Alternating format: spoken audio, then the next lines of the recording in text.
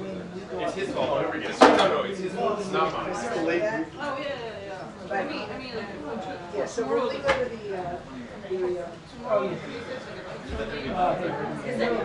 tomorrow, she said, is for the 2:30, which we're going to do after this, is for tomorrow's union, in case you Great have West. to stand up.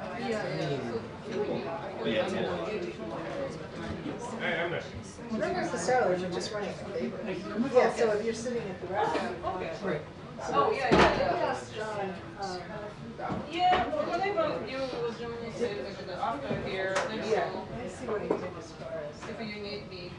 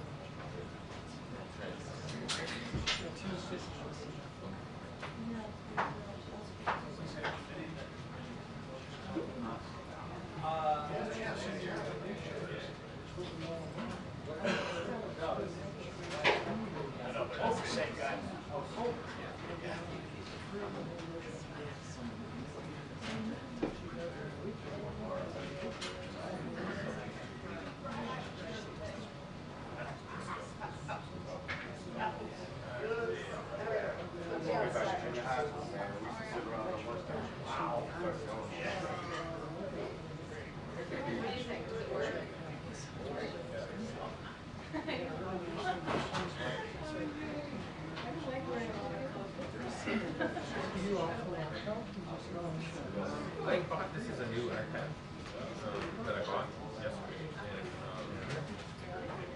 and so I'm trying to. I mean, I still have it. It's lighter, and sort of trying to see how. It hasn't started. That's considered. It's an iPad. Yeah, it's an iPad, and then it's got the keyboard. Yeah.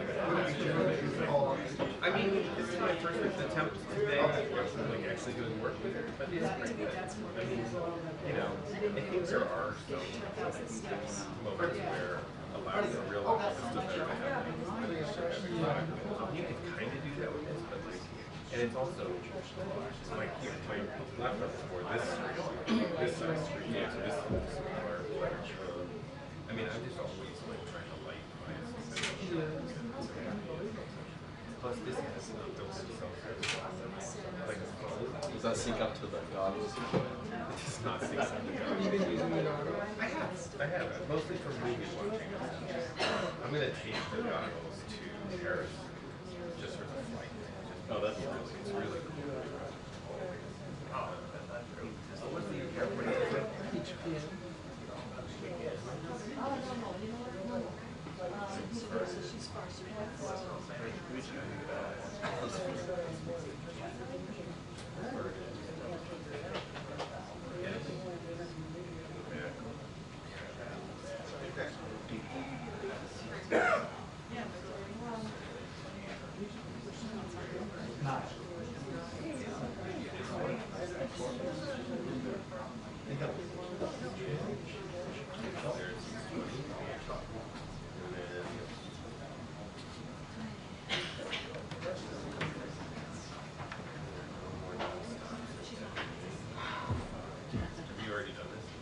I'm not coming back straight to GC.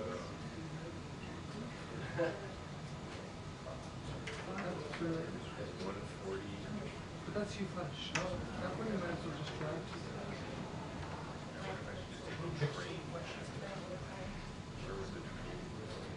They're also, they're, you know,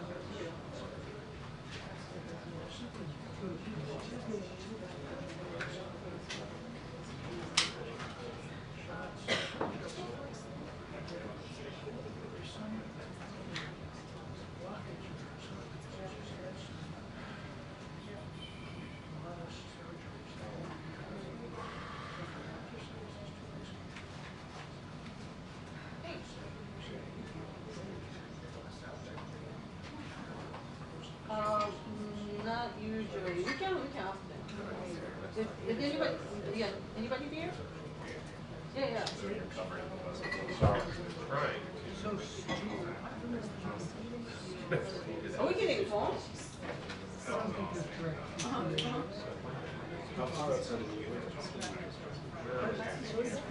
Yeah, just tell them I can go there. Yeah.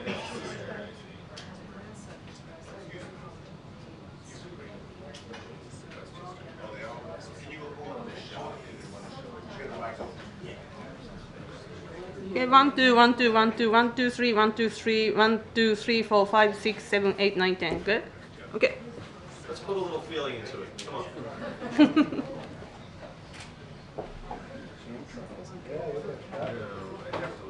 You'd have to switch it up.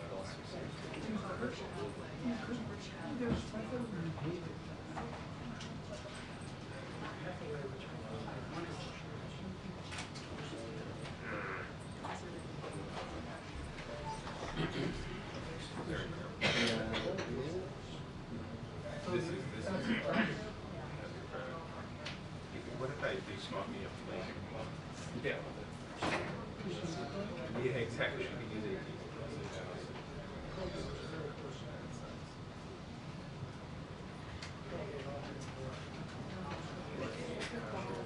If I got to Stanford, it's probably real quick. I got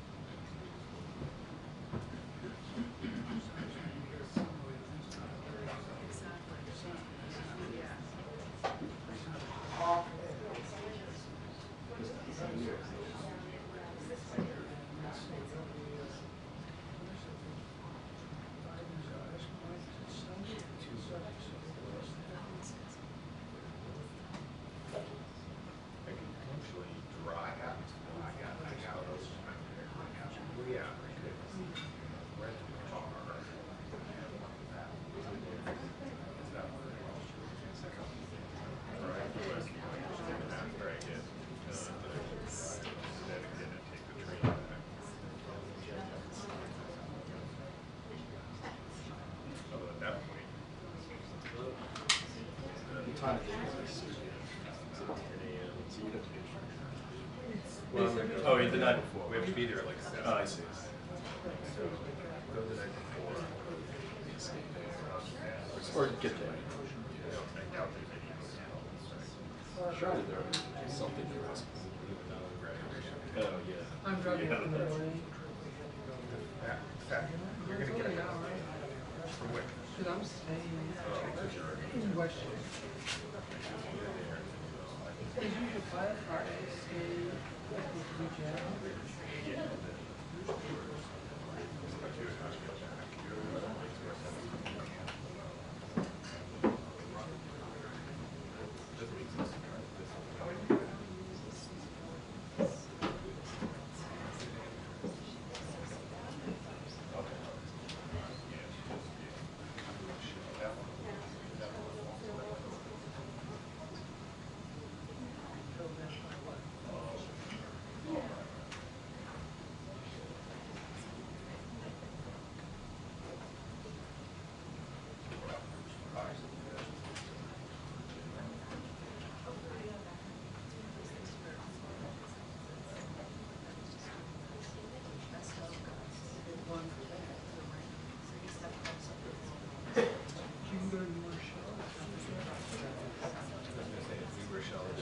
Yeah, it takes hours. They have it, so is it cellar there?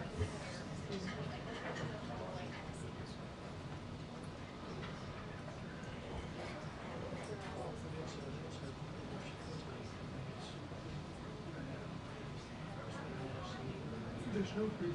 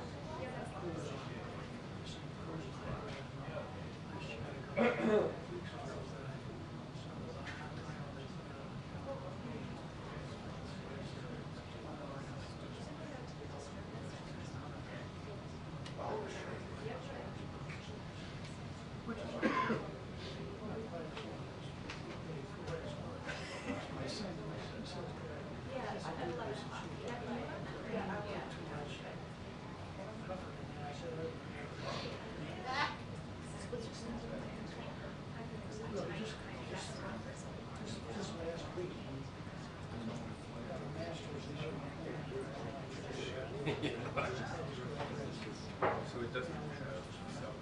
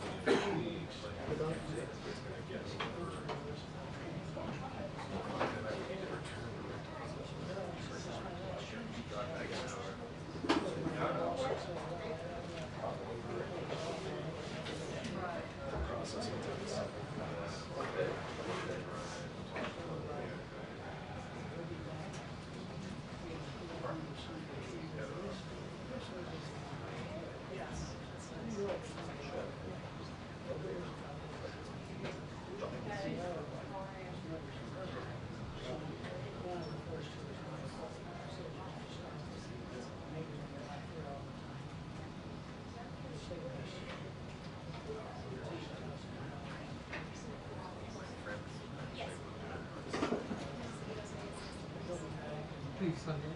Yeah.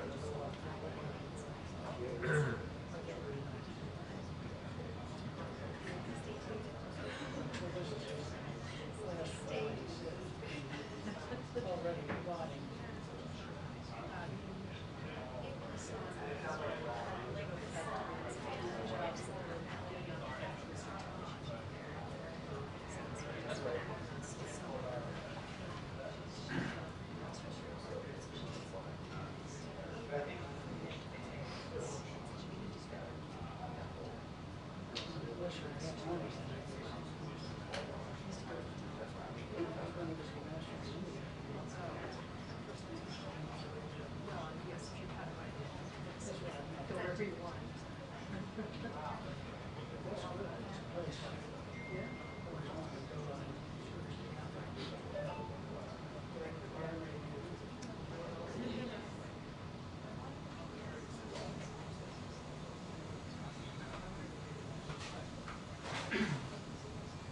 The test briefing will begin in 2 minutes.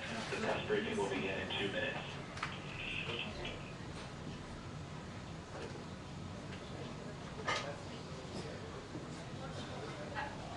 Is that the old 2-minute warning I was gonna? Yes.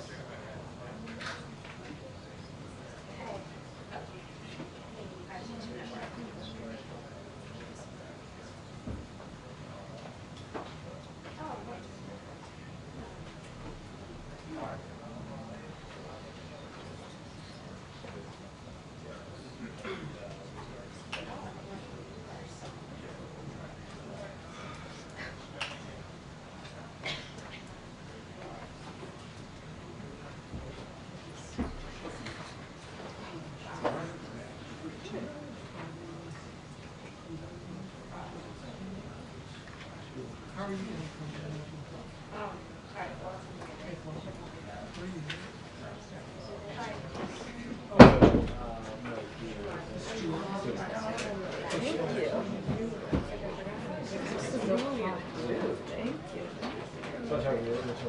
You're acting out like a Ukrainian.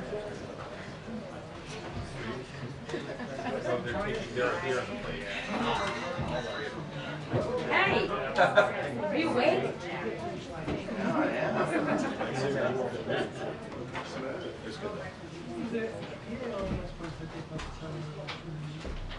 All right, we like you in the seat.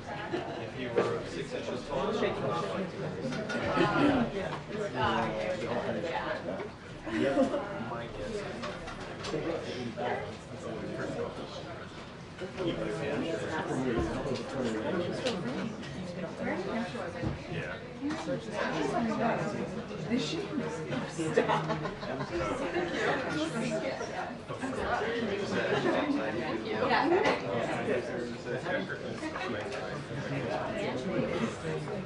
Oh, he stays with me. Hi, good afternoon, everyone. All right, okay. I have a couple things at the top, and then I'll hand it over to our guest. Today, we announced that the Biden-Harris administration canceled student debt for an additional 160,000 people, meaning 4.75 million Americans have now benefited from our debt relief actions, receiving, on average, $35,000 in debt relief each. One of those individuals is Tiffany from Oregon. She's the youngest of 4 children and was raised by a single mom. Tiffany had been repaying her loan since 1994, but thanks to President Biden's leadership, her debt was canceled, and she is now excited about what her future holds. The president will never stop working to provide some more breathing room for Americans like Tiffany, no matter how many times Republican elected officials try to stop him. As you know, one of the biggest priority of the president is nominating and confirming extraordinarily qualified men and women who are dedicated to our Constitution and who represent the diversity of America. Thanks to his hard work and our partnership with the Senate, we are at 200 judicial confirmation, which is monumental news for the rule of law and the American people. These highly qualified individuals have diverse professional backgrounds. They are labor, lawyers, civil rights lawyers, public defendants, served in the U.S. military, and much more. Over 60% of our nominees are women, and over 60% are people of color. They include Justice Ketanji Brown Jackson, the first Black woman to serve on the Supreme Court. We've confirmed more Hispanic judges to circuit courts than any previous administration. We've confirmed more Black women to circuit courts than all previous presidents combined. And let's remember, these judges will rule on issues critical to fundamental freedoms: reproductive health care, the freedom to cast ballots, whether workers have the freedom to unionize, whether children have the freedom to breathe clean air and drink clean water. And while these milestones is great news, we know there is much more work to be done. Next, we are praying for those who tragically lost their lives as deadly tornadoes that ripped through Iowa. We are also wishing a speedy recovery to those who were injured. The administration is deeply grateful for first responders who jumped into action to save lives. We're in touch with state and local officials and stand ready to offer support. Tomorrow, the FEMA administrator will travel to Iowa to meet with local officials and affected residents and survey the damage. In the meantime, residents in affected areas should remain vigilant and heed the advice of state and local officials. And finally, tomorrow, as you all know, Senate Republicans will have another opportunity to decide whether they want to support the toughest, fairest border security agreement in decades, or continue putting their partisan political interest ahead of the nation's security. Let's not forget, after months of negotiations, we reached a bipartisan agreement that would have delivered the significant policy changes, resources, and personnel needed to secure our border and make our country safer. That included thousands of additional Border Patrol agents and Customs and Border Protections personnel, technology to catch fentanyl, and personnel to go after drug traffickers, asylum officers and immigration judges to improve the processing of asylum cases so they are resolved in a few months and not years, a temporary emergency authority to shut down the border when the system is overwhelmed, and access to lawful immigration pathways while expediting access to work authorization for those who are eligible. The president is clear about where he stands. He believes we are a nation of immigrants and a nation of laws. We can expand lawful immigration pathways, and we can ensure our border is secure and that those who do not have a legal basis to remain are removed. Time and time again, the American people have shown that they do not want mass raids, family separation, or kids in cages. They want a secure border and lawful immigration opportunities for those seeking to come to America to enrich our country. That is why President Biden is pushing for, and that is what this bipartisan agreement would move us towards. It's now up to Republicans in Congress. Do you actually want to do something to solve the problem, or would you rather use it as a political issue? With that, I will hand it over to Jake Sullivan, our National Security Advisor, who would give us an update on the visit tomorrow with the Kenyan president, or today. Do you remember what you wanted to say, Jake? I'm not sure what that was in reference to, but good afternoon, everybody. Thank you. The President and the First Lady will welcome President William Ruto and First Lady Rachel Ruto to the White House for a state visit and dinner tomorrow. The official program will actually begin later today with President Biden and President Ruto sharing some informal private time together and then participating together in a technology and investment roundtable with U.S. and Kenyan CEOs and other business leaders in the East Room. President Biden is really looking forward to celebrating and deepening our 60-year-old friendship with Kenya as it grows from a regional partnership to a global one. This is the first state visit by an African head of state in nearly 20 years. It is long overdue, and it's emblematic of the priority that President Biden has placed on our commitment to the people of Africa and to elevating their voices in global governance and global problem solving. In December of 2022, the President hosted leaders from across the African continent for the U.S.-Africa Leaders Summit in Washington, D.C., where, in fact, he first met President Ruto. President Biden called for the African Union to be able to join the G20 as a permanent member. And in September of last year, the G20, in fact, welcomed the African Union as a permanent member. We've also had a historic number of senior U.S. government leaders travel to the continent. Since 2022, 24 senior officials have traveled to Africa, including the Vice President, the First Lady, and 7 members of the President's cabinet. Now, as one of our closest strategic partners in Africa, Kenya has worked side by side with the United States to tackle some of the most significant challenges of our time.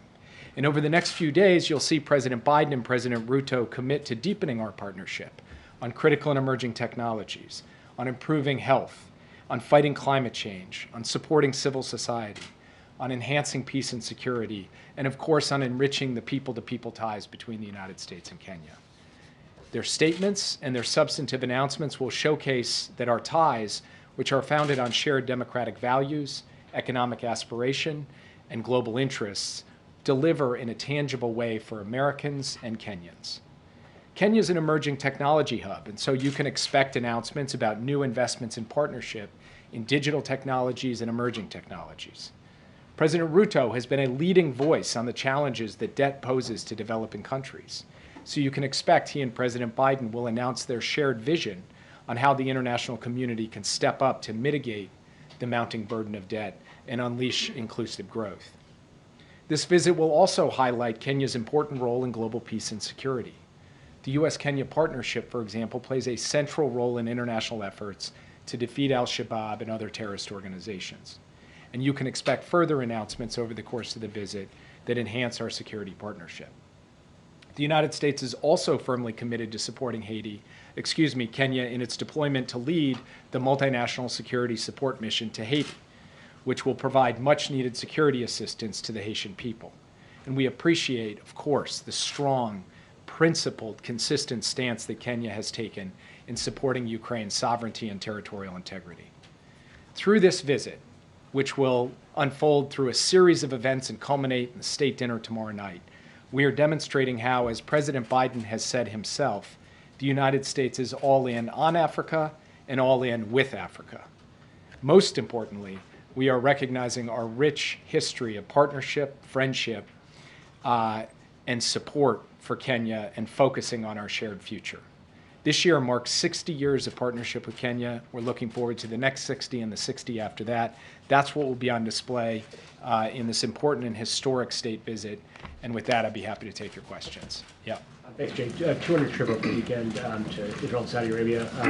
A senior administration official said yesterday that Israel has addressed many of the U.S. concerns regarding its operations in Rafah.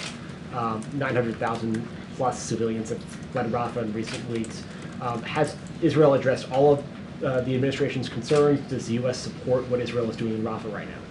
We had detailed discussions on Rafah during my visit to Israel. These have built on weeks now, as I've discussed with you from this podium, of discussions on a professional basis about Rafah and about how Israel can achieve the defeat of Hamas everywhere in Gaza, including in Rafah, while minimizing civilian harm. I explained to the Prime Minister and other senior Israeli officials the President's clear position. I reiterated that position. I was briefed by Israeli officials and by Israeli professionals on refinements that Israel's made to its plans to achieve its military objectives while taking account of civilian harm. What we have seen so far in terms of Israel's military operations in that area has been more targeted and limited, has not involved major military operations into the heart of dense urban areas. We now have to see what unfolds from here. So we will watch that, we will consider that, and we will see whether what Israel has briefed us and what they have laid out continues or something else happens. And one of you asked me the last time I was standing at this podium, how are you going to judge this? And I said that there's no mathematical formula. What we're going to be looking at is whether there is a lot of death and destruction from this operation or if it is more precise and proportional. And we will see that unfold. And we will obviously remain closely engaged with the Israeli government as we go. That's how we see the situation right now. Yeah. Thank you, Jake. Did the U.S., did you in your meetings provide any U.S. intelligence about Sinwar's whereabouts? So I think at the root of this question is a story that is just completely wrong, that somehow we were withholding information from the Israeli government relating to Sinwar or any other Hamas terrorist who was responsible for October 7th.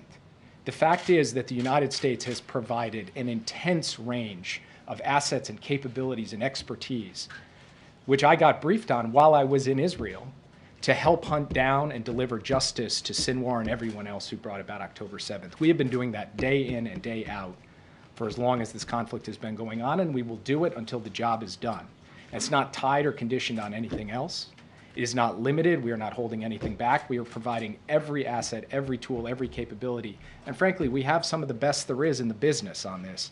And they are hard at work with the Israeli government to help them try to achieve their ultimate objective here. So I didn't have anything myself to come at because we've already flowed and supplied everything on a perpetual, ongoing basis through the work that we're doing on the ground right there in Israel, and we'll continue to do that. The senior administration official has suggested, which I believe is the administration's view, that until Hamas is fully held to account, that the peace process and any two-state solution could not go forward.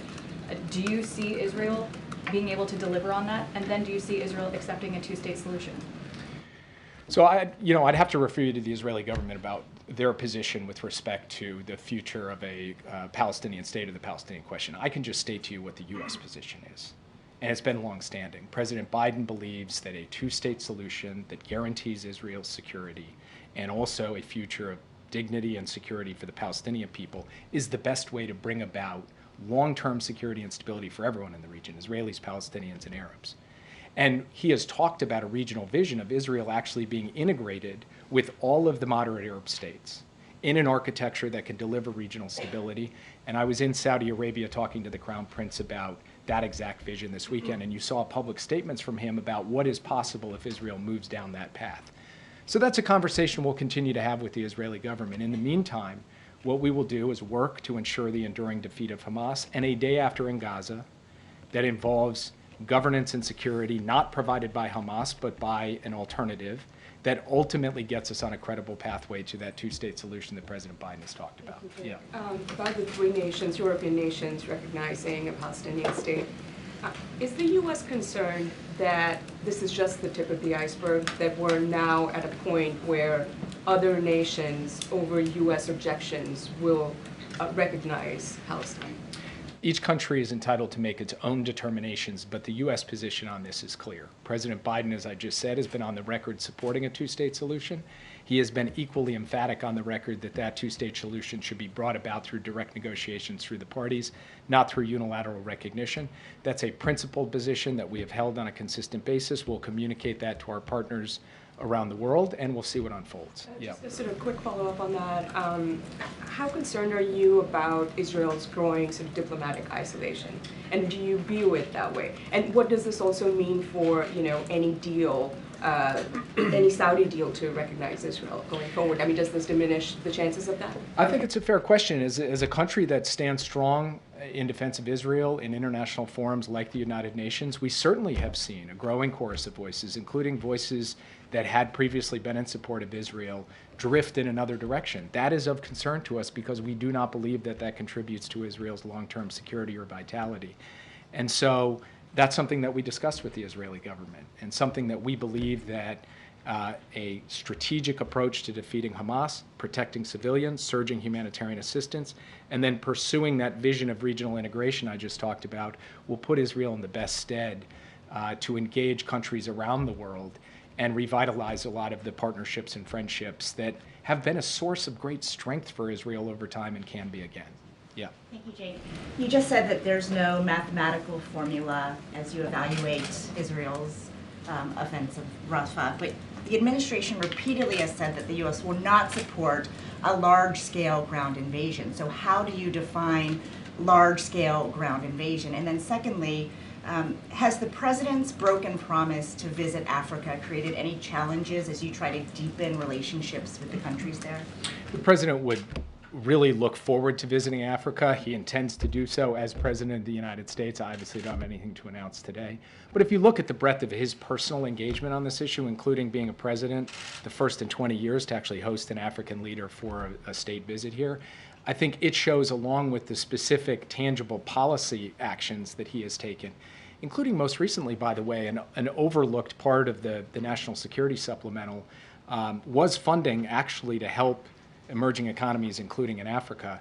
You know, his record will stand for himself, and we believe that what today will showcase is not questions about the U.S. commitment, but answers that the U.S. is actually delivering for Africa, for the African people, in this case for the country of Kenya, but also with Kenya for the broader continent. In terms of how we look at Rafah, as I've said before, the key concern that we have is major maneuvers into dense urban areas, and that continues to be something that we will look at. What we have seen so far has not been that. What unfolds in the coming days is something that we will review closely day by day, and we'll continue to take briefings from Israel about how they are refining their approach, in part based on concerns that we have expressed to them. So this is something that will be a continuing source of engagement and conversation between the two of us, and I'll keep you posted as we assess how things are unfolding. Yeah. Israel is responding to the move to recognize Palestinian statehood by withholding funds from the Palestinian Authority.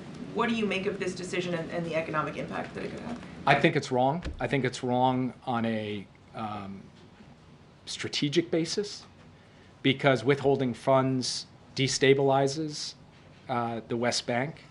It undermines the search for security and prosperity for the Palestinian people, which is in Israel's interests.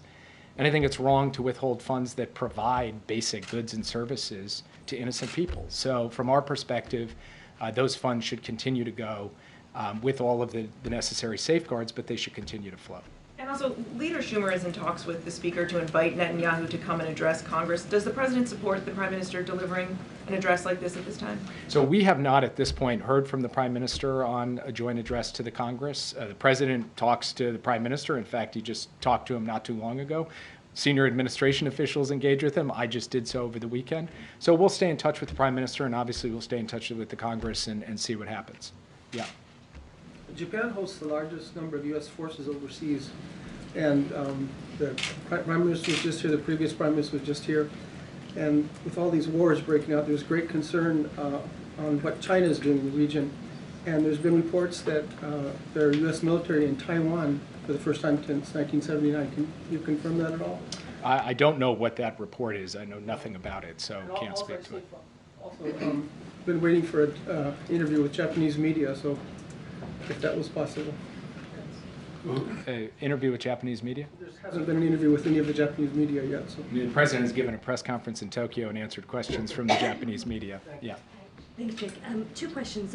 One, does the administration support the Republican push of sanctioning the ICC after the recent arrest warrant applications? And if so, what would that mean? And then also I wanted to ask you, after your trip to Israel this weekend, do you feel, I guess, could you characterize how you feel about the Israeli exit strategy for ending the war in totality? So on the question related to the ICC, we're in consultations on a bipartisan, bicameral basis with the Hill on all of the options for how to respond to what the ICC has just done. We haven't made any determinations. When we do, we'll be sure to let you know. And then your second question was? After the trip to Israel this weekend, do you feel like the Israeli government has a path towards ending the war, and what do you see as their exit strategy? Look, I'm going to let them speak to their exit strategy. What I will say is what I've said from this podium before. We believe the only way to defeat Hamas and lead to Israel's long-term security is connect the military effort to a holistic, integrated strategy for defeat of Hamas and securing all of the other objectives that we've discussed. That's something that we think Israel could be clearer about publicly as well as privately, and we'll continue to work on that. But the most important thing is not really what I think, it's that you're hearing senior voices inside the Israeli system speak to these issues. And that debate, we think, is a healthy debate because at the end of the day, we know from our own experience that military force alone is not going to get the job done. It needs to be a holistic strategy. Yeah. Jake, you talked about one of the key objectives, of course, is the provision of humanitarian aid and food to the people of Gaza. The Pentagon, within the last 24 hours, said that they did not believe that any of the aid from the pier, where the construction was led by the United States military, has been received by the people of Gaza to this point. Your thoughts on that, given this, has this been a failure? How do we fix this situation, and was the U.S. insufficiently prepared to utilize this as a means by which to deliver aid?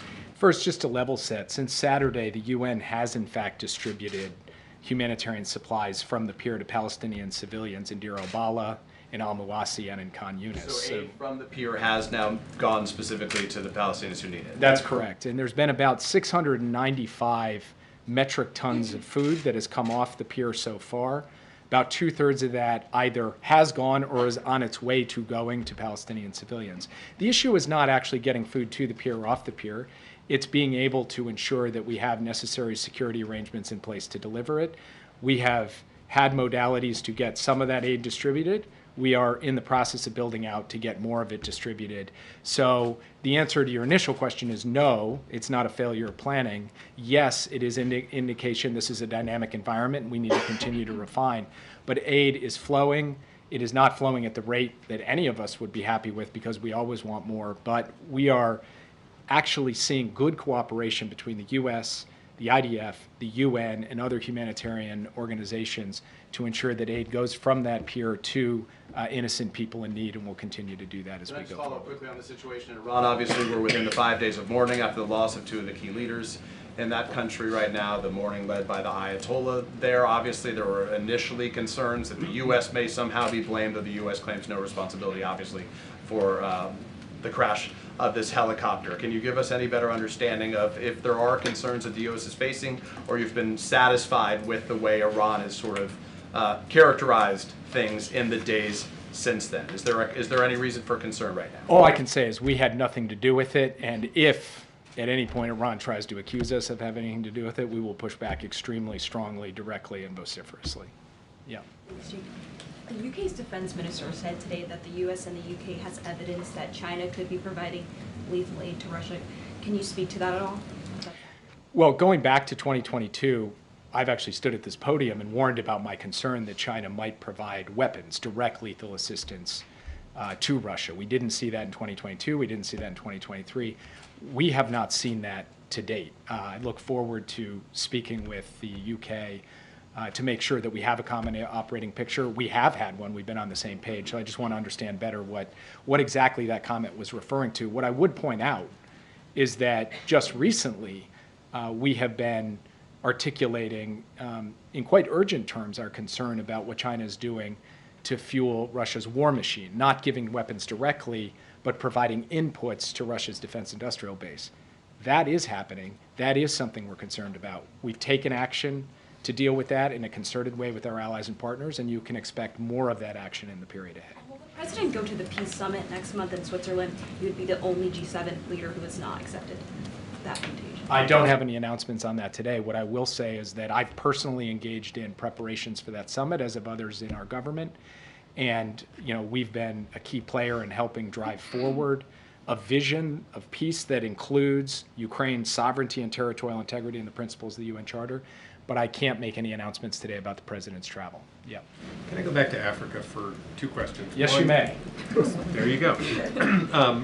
On President Ruto, there has been he has a kind of checkered past. If you look back a decade or so, he was a defendant at the International Criminal Court over actions taken after an election there. And then more recently, there are folks who expressed concerns about some authoritarian moves in the country.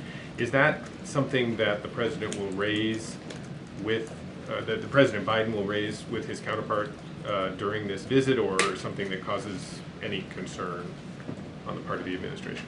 We've seen robust and vigorous democracy in Kenya in recent years, but of course we will continue to express our view about the ongoing need to nurture democratic institutions across the board, an independent judiciary, a non-corrupt economy, credible, free and fair elections.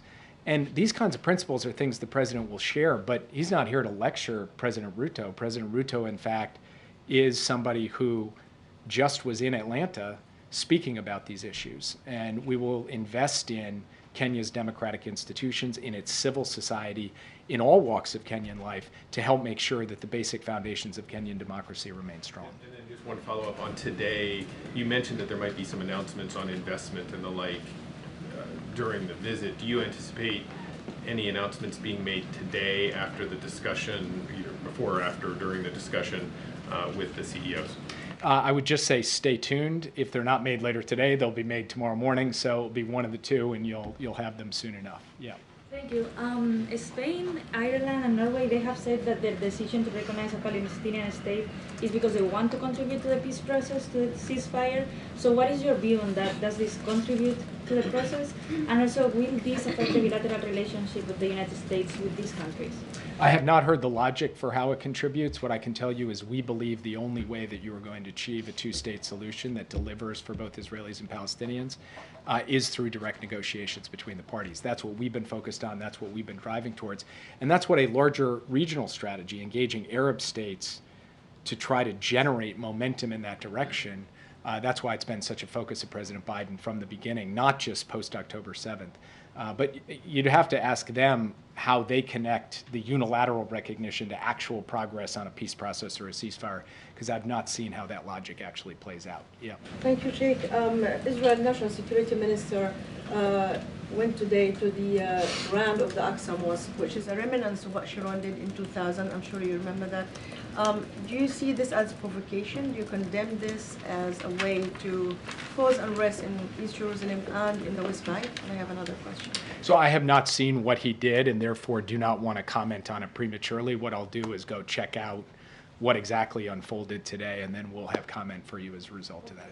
And allow me to press you on what you said about you refer us to the Israelis on the two-state solution.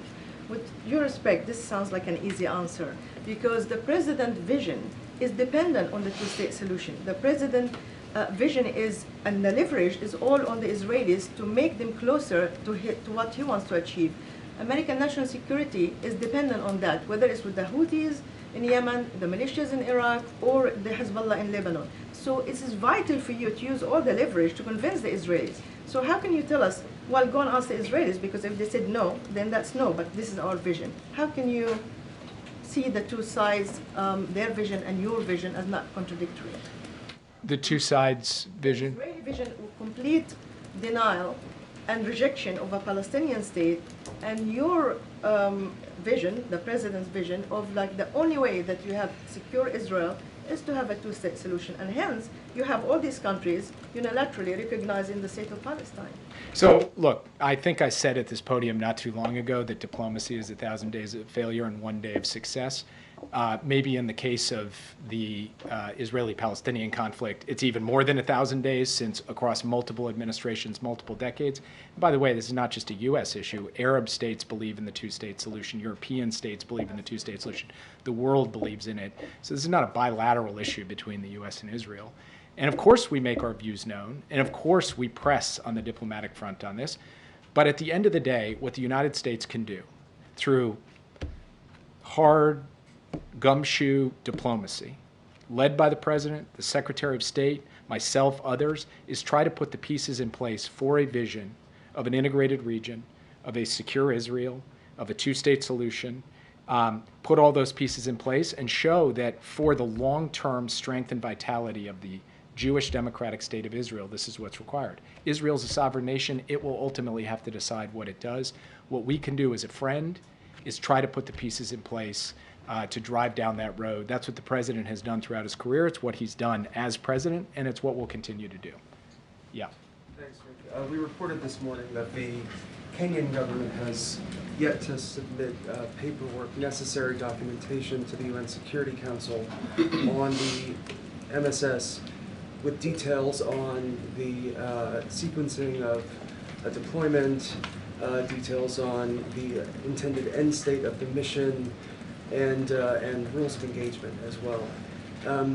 Are you confident that Kenya is prepared to answer those questions?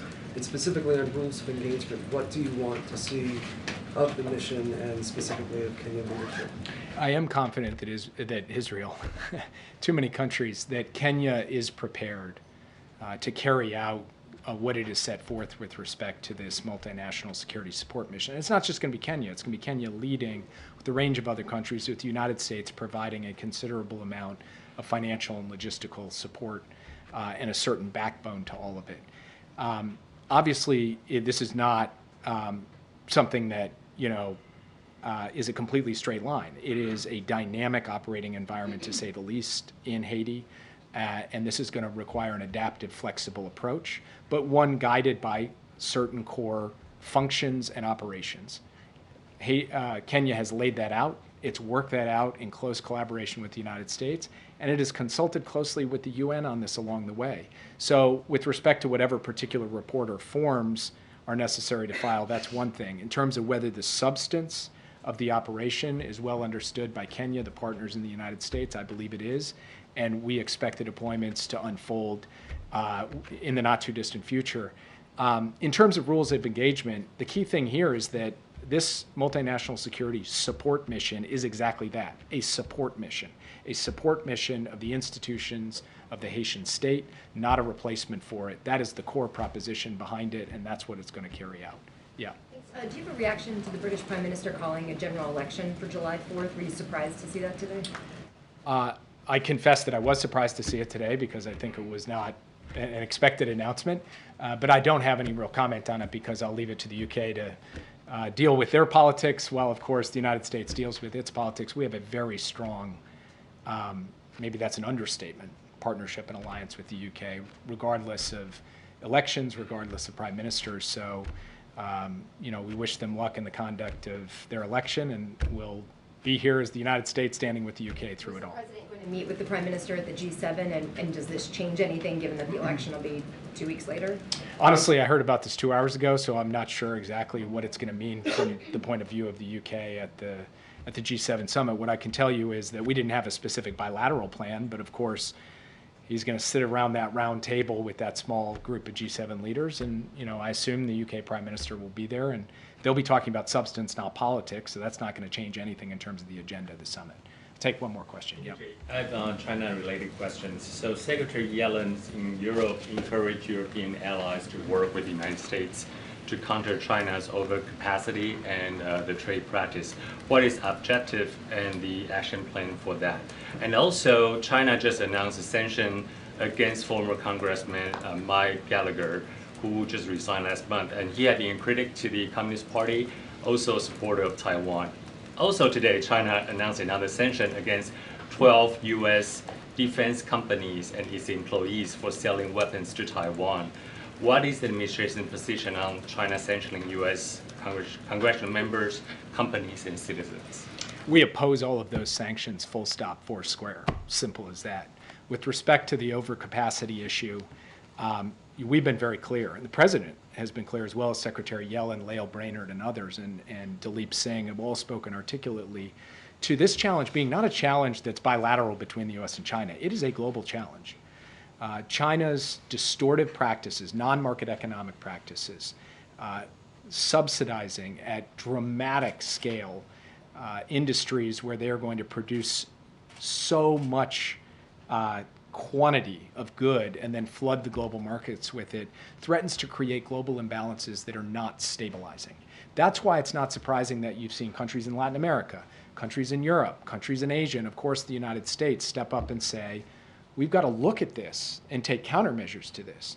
And I think what the Secretary is hoping to do at the G7, building up to the summit in Italy, is to get a common picture of what the nature of the challenge is, get a common understanding of what the tools to deal with it are, and also a common understanding of how we engage with China in a dialogue on these questions to express our concerns and indicate that we need to take steps to defend ourselves. That's what the intent is. That's what we hope to do. Thank you all very much, and I'll talk to you soon. Thank you, guys. Thank you, Jake. Thanks, Jake. Last three rows, send their regards. Okay, thank you so much, Jake. So I know we don't have too much time because I know the First Lady's office is holding a press event, and we promised their office that we would be done before then, so all of you can have an opportunity to attend that. But Zeke, so we have a couple minutes. A couple follow-ups on Jake. He said the president intends to visit Africa while he is president. There are less than 8 months until Inauguration Day, so should we expect to visit the president to the African continent between now and January 2025? And as Jake also said in his answers, we don't have anything to announce at this time, but the president's, he obviously, while he's president, he would like to keep that commitment and indeed make a visit to Africa. I just don't have anything to announce at this time. And then on one of your favorite topics, the Hatch Act, the Office of Special Counsel indicated that they would begin working to enforce the Hatch Act on White House employees. Is that something that this White House is supportive of? So I'll say this: we're reviewing the opinion, obviously that just occurred. I do want to note a couple of things that, as recently as November 2021, the Office of Special Counsel stated that, and I quote, "significant constitutional concerns would be raised by referring White House commissioned officers to the Merit System Protection Board." This is the MSPB for discipline. And for decades, we have to remember this as well, OSC's practice with respect to Hatch Act matters involving White House commissioned officers has been to refer those matters to the president for discipline. That's what's been going on for decades now. So, and that is also what OSC has said was legally required in 2021. So we're not aware of any changes in the law eliminating that requirement, but obviously we're going to review that opinion. Just don't have anything to share at this time. I'm going to leave it to my White House counsel's office colleagues. We're free to talk about all sorts of political matters because the Hatch Act isn't enforceable on you. I wish. I just don't have anything to share at this time, but obviously we're going to review the opinion. I wish I could. Go ahead. Has the president spoken to any of the governors in the Midwest who are dealing with a lot of this severe weather? And can you just discuss a bit any of the coordination that's going on between the White House and these states in terms of cleanup and recovery? So, look, you heard me at the top mention how, how we are, obviously, folks are in our thoughts and how devastating it's been with these extreme weather and what it's led to. And obviously, people have lost their lives. And so it's devastating to hear. The president continues to be kept updated on what's happening in different states. Obviously, I just talked about Iowa at the top. And he has been, I know he has had conversations with leadership on the ground. I know that obviously the FEMA administrator has been all hands on deck, Deanne Criswell, and talking to folks on the ground as well. I don't have anything to read out on specific calls, but we are here to help, as we have done over the past 3 years when these types of disasters occur, and we'll continue to be here to help in any way that is needed. And so I just don't have anything in detail or specifics to share. But obviously our hearts go out to folks who are recovering and folks who have lost loved ones. It is devastating to see. Peter. The RNC headquarters is reporting that it received blood vials today, right now, obviously that's under investigation, but this White House has been very clear in the past about aggressively condemning political violence, intimidation of any kind. Will you do the same given these I will do circumstances? the same as I have done many times before. As you just stated, the Capitol Police is looking into this, so I would leave it to them to investigate what's going on. It is concerning. We've obviously seen the report, and we are going to do what we've consistently have done from here is condemn any political violence, threats, or intimidation that has no place in any community, and certainly in our political discourse. And it is important that we continue to repeat that, that has no place in our politics, no place anywhere. And so we certainly condemn any form of threats. You opened today's briefing by talking about the latest student loan cancellations for, I think we said, what did we say, in total 4.75 million Americans now. I think it's 160,000. This latest round, Mike Johnson, the Republican House Speaker, today described this as a massive wealth transfer for Americans who did not attend college to those who did. And he described it as a shameful play to buy more votes 6 months before an election. I will say to the congressional member Mike Johnson, obviously the speaker, is that what is shameful is that Republicans continue to get in the way of helping us deliver a little bit of breathing room for Americans who deserve that opportunity, you heard me talk about Tiffany, the young woman who one of the things that people should know, and if you don't, is that when folks are receiving these debt relief announcements from the president, they have an opportunity to tell their story. They have an opportunity to say why this matters to them. And we're talking about millions of Americans who now have an opportunity to start a life, have an opportunity to move forward in a way where they can reach that American dream or reach whatever it is that they wanted to do, not just for themselves, for their families. So we believe, and the president's not going to walk away from doing that. He believes it's an important commitment that he made to Americans. It is a broken system. It is a broken system. I guess the question, though, is what then is the White House's message to those Americans who did not attend college for a variety of reasons, perhaps, including perhaps that they didn't want to take on all the debt that went with it right now, that they feel like in some form they are responsible for allowing those who did not to pay their fair share? So look, here's the thing. This is a president who has been very clear about making sure that he's building an economy that leaves no one behind, right? Making sure that being left behind, the ones who didn't get support because they didn't go to college? I hear your question, but this is, if you look at what the president has done more holistically over the past 3.5 years, he has tried to build an economy for everyone. This is one part of his economic policy. When you think about creating 15 million jobs, many of those jobs, if you think about the different legislation that he's obviously passed into law, whether it's the bipartisan infrastructure legislation, CHIPS and Science Act, it's creating jobs that are good union-paying jobs, where you don't need a college education, right? Where you can make 6 figures and actually have that opportunity to start your family. He is creating an economy from the bottom up, middle out, making sure that the millionaires, the billionaires and corporations are paying their fair share, right? Not like Republicans in Congress who want to give them a tax giveaway. So he's trying to make sure, this is one part of his economic policy, but as he's thinking forward, as he's looking at all Americans, all communities, he wants to make sure that there is an economy that doesn't leave anybody behind. And as historically, that trickle-down economics does not work, and he does not want to see that. So we have given opportunities, and we want to continue to give opportunities for folks who feel like they need a little bit more help. And I guess just to put a fine point on it right now, for the 4.7 million Americans who have received this debt relief, the average, as you said at the start of this visit, was $35,000 their relief has been for. So I guess why don't those individuals who didn't receive $35,000 in debt cancellation deserve a $35,000 check from other Americans for what other means they would want to use it? You're talking about those people who didn't go to college, so they're not getting debt relief, the $35,000 that they don't get because they didn't go. We're talking about folks who are in debt who are literally being crushed because they took Literally being crushed. Financially. Okay, is that okay with you? Okay, but I know, but crushed financially, and so they're trying to get their lives back on track. Right? They're trying to get into a place because they took a bet on themselves in a different way, right? A bet of themselves in going to college, And some of them, it is difficult to do that, right? And they did that. Financially, it's hurt them, and we want to give them that breathing room. But it's not just folks who have debt because of colleges. We're trying to help people in different communities as well.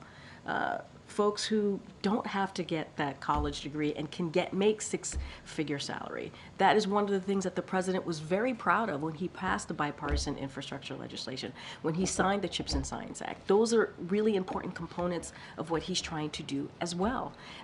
If you think about making sure healthcare is more affordable, getting that prescription drugs, many for diabetes, for cancer, making sure that those costs are lower, insulin. So there are many ways that the president has made sure that Americans have what they need to move forward with their lives, create and build a family where they feel like they're going after their dreams as well. And so, look, we want to make sure that, again, the student loan piece is one part of the president's economic policy, and the president's not going to step away from it. He's not going to back down because he believes it's the right thing to do. Thank you. Great. I know, we have to wrap up. Go ahead, Michael. Thanks, Karine. I'm not sure, forgive me if you addressed this already, but the 5 Americans who are being held in Turks and Caicos on charges related to allegedly bringing shell casings in their luggage. They're facing 12 years in prison. Do you have a comment, and do you have a message for them? I want to be super mindful that's an ongoing case here, so I don't want to comment from here, so I don't have anything to add beyond what's being reported out there. Go ahead, Jared. On the border vote that's expected in the Senate tomorrow, I guess 2 questions related to that. One, can you kind of explain the timing of how this came together? I mean, are there developments that you are more optimistic that this will be more successful than it was last time? And if it is not, does the president intend to try and re-engage Republicans and Democrats to come up with a new agreement before November's election? Look, it's up to Republicans in Congress if this is going to be successful or not. As I stated, it took several months to come to this bipartisan agreement, obviously coming out of the Senate. We have said over and over again, we believe if the president has an opportunity to sign this into law, it will be the toughest and the fairest legislation to deal with a broken immigration system that's been broken for decades. And we have not seen a legislation like this in some time. And so we believe it's important to move that forward. On day one, the president put forth a comprehensive immigration legislation. Nothing happened for 3.5 years. And so we got to work, and at the beginning of this year, we were able to make something happen. And we wanted to see moving. We wanted to see happening. Majority of Americans care about this issue. They care about what's going on at the border. They care about fixing immigration, and they have to do their jobs, right? This is an opportunity for legislators, for Congress to do something that Americans care about. So we're going to let that process play out. The vote happens tomorrow. We've been very clear. We could not be more clear on how we want this to be moved forward. We could not be more clear how important it was to us that the president and his team worked on this for months. But does the president want to see a new deal? If this doesn't... There's a deal right there. But if it fails and it doesn't move forward... Look, I'm not going to get ahead. I'm not going to speculate on what's going to happen tomorrow. But there is literally a bipartisan deal that was worked on for months that can start dealing with this issue. There is. And why do we need a new deal when there's one right there that they negotiated on? With our help, obviously, we were part of that, but there's one. There's a deal that could deal with a broken immigration system and the challenges at the border. They should move forward on it. Go ahead.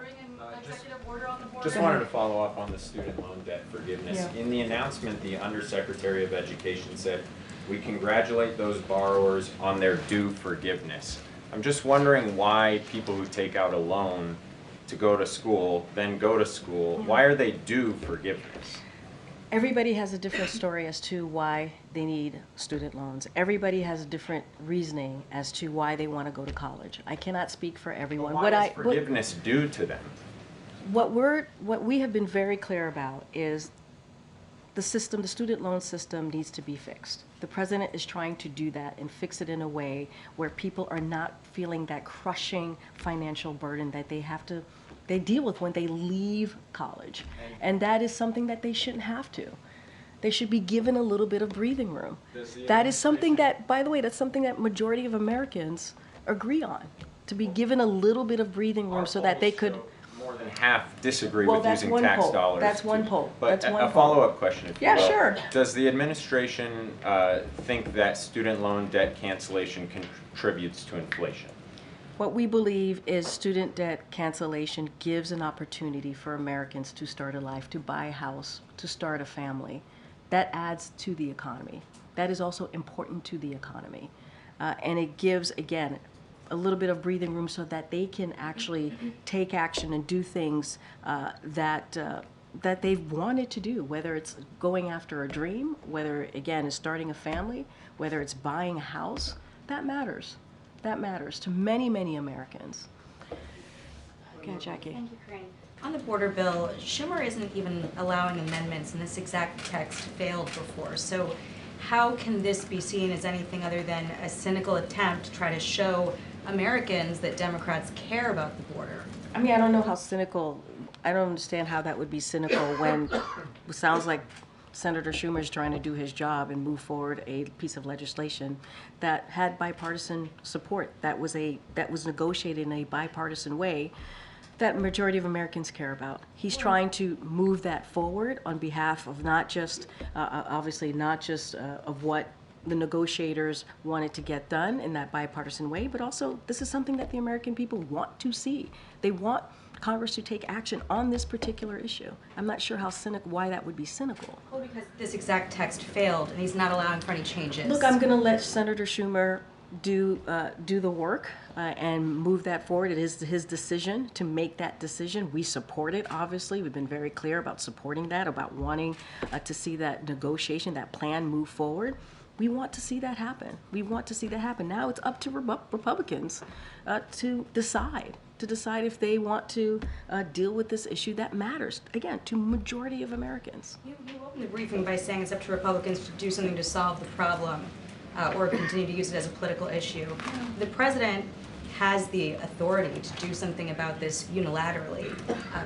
Congress is in a divided government right now. Why isn't he doing anything? Well, why should he have to do it unilaterally? Why should we do it in a legislative way? And let's not forget, that negotiated... Before to undo some of... Wait, so you're right, he took many executive actions before. But in order to deal with what's happening at the border, in order to deal with a broken immigration system, you need law, you need legislation. You need it to happen in a bipartisan way. And it was negotiated. There was an agreement in the Senate. Republicans and Democrats came together. You just said it's divided, to be more clear. And they came and they did that. And so that matters. We've been able, during this past 3.5 years, to move forward in a bipartisan way on many legislation. So this one is important. Why can't we do that here? Well, just because in the framework through which it's coming up again, not allowing for any changes, no indication this vote's going to be any different. And it looks like, if anything, bringing up this vote again and setting it up to fail again is really just an indication that Democrats know that they're vulnerable on this issue.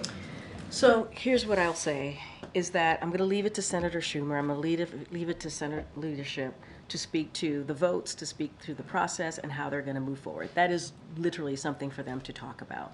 What I will say is it is long past time to get this done, to get this moving.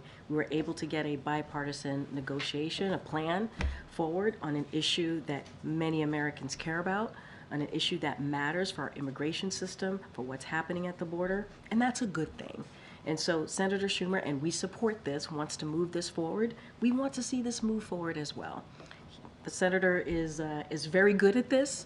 He's very good at dealing with big legislation, obviously, as we've been able to move important legislation through over the past 3.5 years. So I'm going to let him speak to that. One last one, a different topic on the ICC. You said that the administration's working with Congress in a bipartisan way on this ICC arrest warrant issue. Is the administration willing to implement any visa bans or place sanctions on ICC officials? I'll say this, National Security Advisor Jake Sullivan literally was just asked a question about this. I don't have anything else to add. We are in conversations on the Hill. He said this in a bicameral way, in a bipartisan way. Don't have anything to announce. We've been very clear on where we stand on ICC. Thank you so much, guys.